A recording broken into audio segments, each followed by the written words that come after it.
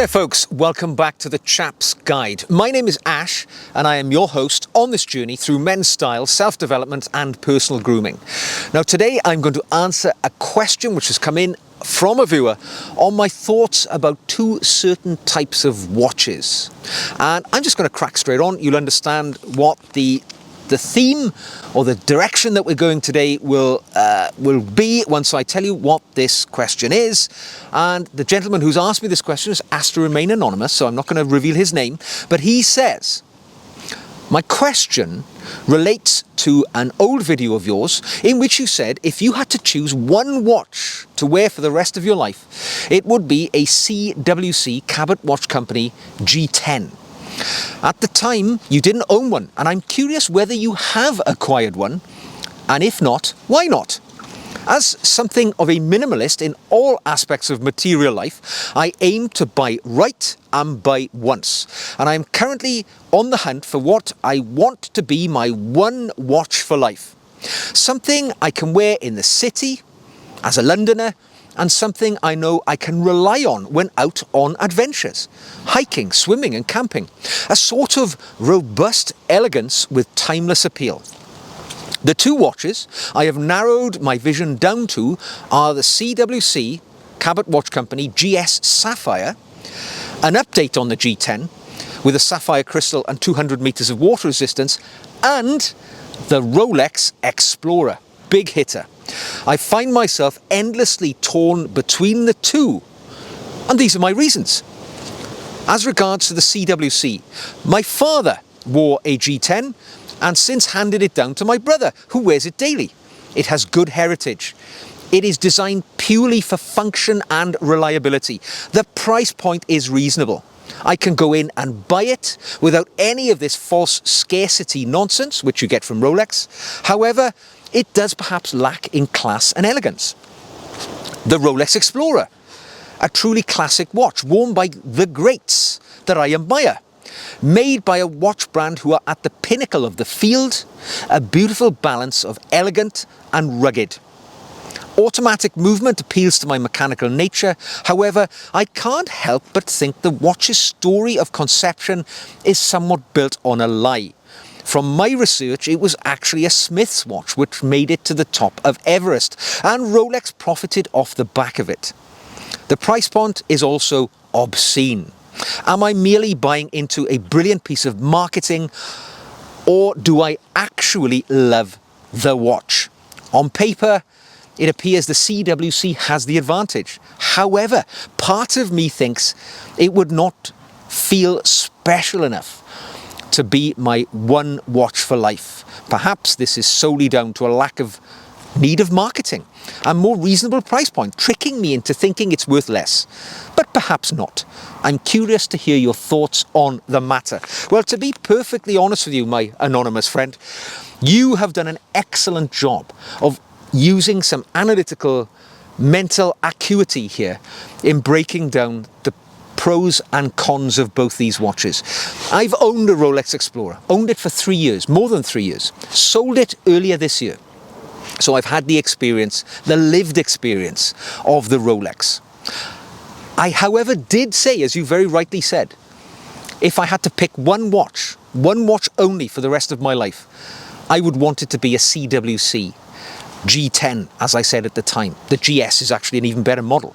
But the CWC Cabot Watch Company has a resonance for me, perhaps because of my military background, that I saw, it was issued to the military. I do love those watches very much. So, let's think about what you've said. Let's talk about that Rolex Explorer, first of all, the big hitter. Been around a long time, since the, early to mid 1950s now. And of course, you're very right. Rolex, on their website even, make a lot of reference to the fact that this watch has been up Everest, and they make a sort of thinly veiled suggestion that it was on the wrists of the men who conquered Everest. We believe that not to be true now in the modern era. We believe that yes, a Smith's watch was worn by Edmund Hillary and perhaps Tenzing Norgay, The accompanying Sherpa who went with Edmund Hillary was wearing a prototype of some form of Rolex. So Rolex's association with the conquest of Everest in their marketing is perhaps a little bit excessive, but you know, it's immaterial. We don't buy a watch because it went up Everest 60, 70 years ago. We buy it generally because we like its aesthetics. So, what can I tell you about my journey with the Rolex Explorer? Positives. It's a wonderfully simple and minimalist watch. You say you like minimalism in life, as do I, in fact. I like simple, plain things. And the Explorer, to all intents and purposes, ticks that box. It is absolutely minimalist, simple, plain. Just got a few, hour baton and numerical hour markers, no date, just hours, minutes and seconds, hands on the dial. Black dial. Very, very simple watch. Simple stainless steel. I had the 36mm. Today it's now available in the 40mm as well as the 36. Also available in a two-tone with a bit of gold in it these days, which is anathema really to its minimalist ideology in my mind. But there we are. Rolex likes to cash in, don't they? Throw a bit of precious metal in there to up the price. Yes, it's a wonderfully simple and classical watch. It's got great heritage and pedigree. It's been worn by amazing people like Ian Fleming, the creator of James Bond. It's been hypothesized that in fact when Fleming wrote the Bond books, he used the term Rolex as for the watch which Bond wore. And in his mind, undoubtedly he meant the Rolex Explorer. So even though we think today of James Bond wearing the Submariner and more recently the Omega Seamaster watches, truth is the literary Bond probably, when Fleming wrote it, with an Explorer on his own wrist, he meant Bond to be wearing a Rolex Explorer. And it is so flexible in daily life. You can wear it with pretty much anything, to be honest. It's plain simplicity means you can wear it with your swimming trunks at the side of the pool, or you can wear it with your suit in a board meeting. It's not going to look out of place. It is somewhat classy, highly wearable, and because of those two different size options now, 36mm and 40, it's going to fit most guys, whether you're a big hulking guy and you need a 40mm watch, or more of a athletic medium size like myself, you can have the 36mm and it'll fit you classically and beautifully. But there's a flip side though, isn't there? When I say wonderfully simple and minimalist, some would say intolerably benign, lacking in charisma. It's so minimalist as to be cresting upon boring. There's nothing special about it. It looks so similar to a myriad of Seikos and Citizens and all other types of watches which all look very much the same. Is there a lack of personality present in the Rolex Explorer? Because it is so ordinary, so simple, so minimalist. That could be true. I had a Rolex Explorer for 3 years, and one of the reasons I sold it was, yes, I didn't wear it a lot and I wanted to get rid of it to realise the money to buy something else. I actually went on and bought a Cartier Santos, which ably has filled the gap which the Explorer left. But one of the things I found with the Explorer, it lacked the special feeling for me. Unlike, I've got a number of other Rolexes. I'm wearing a Rolex Datejust right now, a 36mm Datejust on my wrist. Blue sunburst dial with a Jubilee bracelet with a fluted bezel. Classic elements of Rolex. It's even got the Cyclops date magnifier over the date window. All of these little touches scream Rolex, special, unique, pinnacle watch, as you said in your sort of opening monologue. The Explorer lacked everything. It didn't really have anything which was special for me. And when I wore it, it just lacked the special feeling that I expected from a Rolex, which the Datejust gives me. And for £6,300, it is an obscene, as you say, again, an obscene amount of money for such a plain, ordinary stainless steel watch.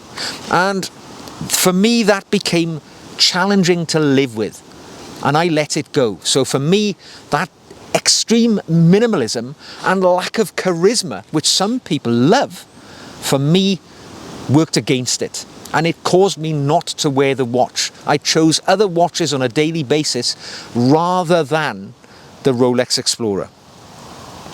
It is now becoming more widely available. In fact, I've seen a few Explorers in Rolex authorized dealers' windows. So whereas it became very desirable in the Rolex sort of bubble over the COVID period, when all stainless steel Rolex watches became unbuyable because they were so sought after, these days the Explorer is back, easily accessible and selling below retail. I sold my Explorer for almost exactly what I paid for it. After having owned it for 3 years, I was glad of that. But these days, looking on places like Chrono24, the Explorers are now below retail. So that bubble has somewhat burst. Has to be considered, the retail. So, the CWC, and you've talked about the GS, which is their sort of beefed up version of the G10, the one which I said I would buy. Yeah, and if I was going to buy one of those watches today, a CWC, it would most likely be certainly a GS, because it's got all of the qualities that you look for in a watch. Good, solid automatic movement. It's got a Celita movement, Swiss movement. That stainless steel case has got that rugged appearance which screams minimalist, yet has some personality to it. You can have it with date or no date options, so you've got a choice whether that complication is something you want or not. It's 38.5 millimeters in size. Excuse me. So it's going to fit almost everybody's wrist. It's a beautiful size, 11 millimeters deep. So a little bit larger than the Explorer actually. And many people say the 36 millimeter Explorer is too small and the 40 millimeter is too big. So the 38.5 of the CWC is that sweet spot, the Goldilocks spot for people. Yes, it's got a few elements which you might want to think about. Acrylic crystal on the G10, which I talked about, the one which I wanted, and only 50 meters of water resistance on the G10. Hence why, you might want to upgrade to the GS or the G22, which are different models of a very similar watch. Also, the fixed spring bars might be a challenge for you. If you're looking at the G10, it gives you basically the requirement that you're going to have a NATO strap. So as long as you can live with that, that's fine. Obviously, it reduces its formality. You're not going to be wanting to wear, I would suggest, a NATO strap with a suit. If your life is very formal, it might not fit in with you. But remember, this watch costs 569 British pounds. So a very affordable Swiss manufactured movement watch, which is very, very charismatic, very practical. It's minimalism in a practical manner, I would suggest. It's a very nice watch. One thing I like about these watches as well, which resonates for me incredibly, is the arrow which you see on the dial.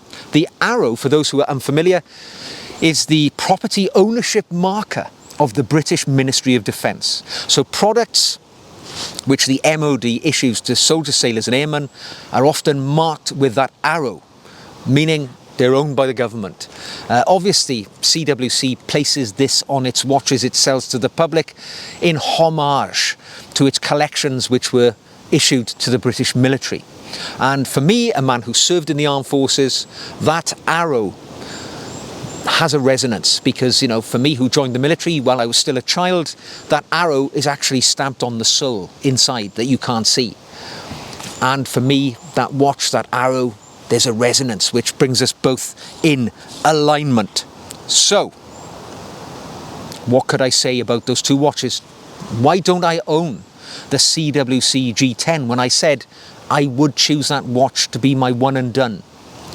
Well, the simple fact is, I haven't got round to it yet. I will own it. But like many things, people often say don't meet your hero because it'll spoil the image.